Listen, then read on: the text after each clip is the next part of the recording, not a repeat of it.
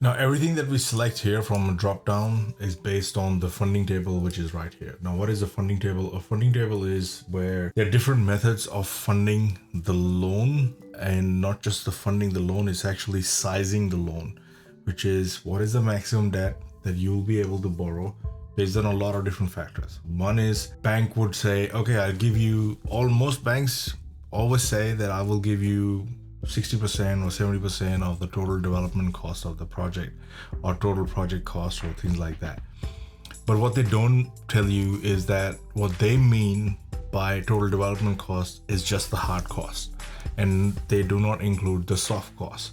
So we've built in different options within Lead Developer so that you can easily select which option are you going to go with when you are doing your feasibility, and then you can quickly change those options and see what the total funding impact would be. Or because if the bank will borrow you less money, that means more money will be required from you, which would impact the interest and which would impact the bottom line, but it will also mean more equity from your pocket, and what that equity would come in, at what price would that equity come in, or what would be the cost of that equity. So those are the things that are very important to understand and keep in mind. So the first option here is, what this allows you to do is bifurcate each individual cost item and then allocate what percentage of that cost item can be considered as part of hard cost that the banks would consider as total project cost, based on that. So this 70% is will look at all the things, the ones that are not covered under the development cost section. So here you'll see that we have a column called funding, and then you'll have land acquisition automatically populate here. So you don't have to change that because that is automatically linked with your assumptions that you select in the land acquisition loan, and it will come from there. But this is all linked with the dashboard. So here with you, when it comes to construction, and you can select what percentage of that the bank will, allow you to add to the bank's TDC. That is related to option 1, which is right here. Then you have option for B, which is total project cost, whatever the total project cost is, then you got 70%. Now you keep in mind that all our applications are designed to calculate the best possible interest reserve, and then add it back to the total project cost, and then based on the total project cost, if you have a percentage, which is a loop, and it's a mind-bending exercise to figure this out, but this has been seamlessly coded in the background, so you don't have to worry about it.